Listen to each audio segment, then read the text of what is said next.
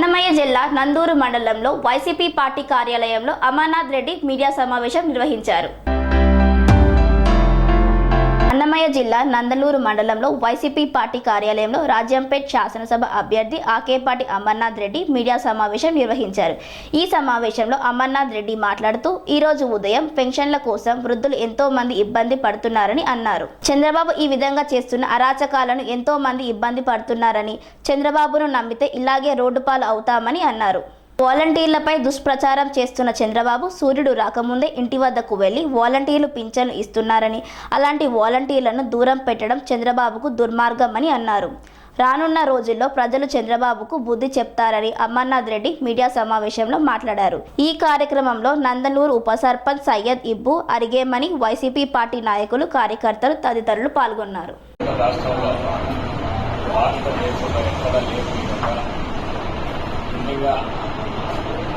అవాతాలు కావచ్చు, వికలాంగులు కావచ్చు, ముఖ్యంగా ఇదంతా కూడా 1వ తేదీ వచ్చేదానికి 30వ తేదీ నుంచే ఎప్పుడెప్పుడు ఆ పెన్షన్ డబ్బులు వస్తుందా, నిజంగా మనకు ఒక మందులు కావచ్చు, కుటుంబానికి కావచ్చు, ఎందుకైనా కూడా ఉపయోగపడతారని ఎదురు చూసేది.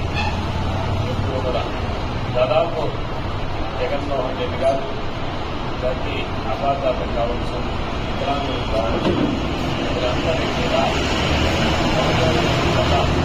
పెన్షన్ ఇల్లు చేరాలని ఒక దృక్పథంతో నిజంగా ఒక ఈ వాలంటరీ వ్యవస్థ ద్వారా 1వ తేదీ తెల్లవారు సూర్యుడు రాకమునిపే ఒక చిక్కటి చిరునవ్వుతో వారి కుటుంబంలోకి వెళ్ళి అవాతాలను పలకరించి వాళ్ళ యోగక్షేమాలన్నీ పెన్షన్ చేసుకుంటే నిజంగా వాళ్ళ ఆనందం అది అవసరమైన ఆనందం ఉండేది.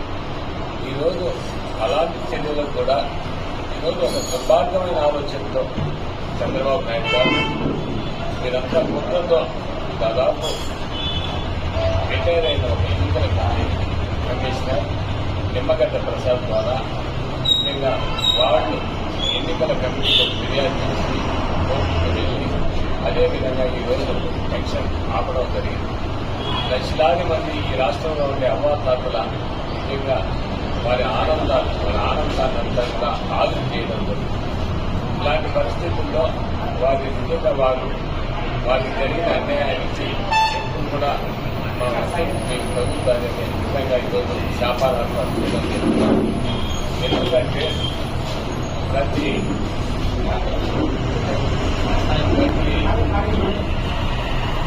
మా పెద్ద మనోడు మనకు ఈ పెన్షన్ చేస్తుంది.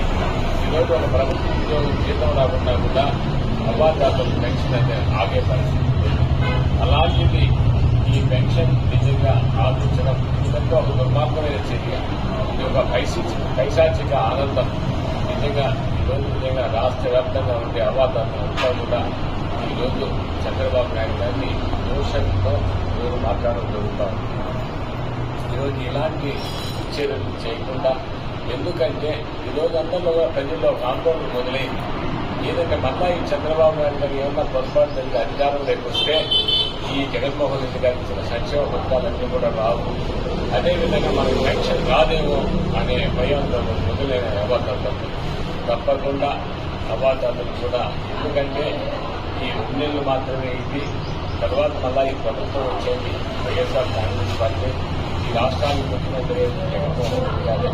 నిజంగా అవాతాతల పెన్షన్ ఖచ్చితంగా ఎక్కువదామని సూర్యుడు రాకమునిపే మరలా కూడా పెన్షన్ ఇచ్చే కార్యక్రమం మొదలవుతారు.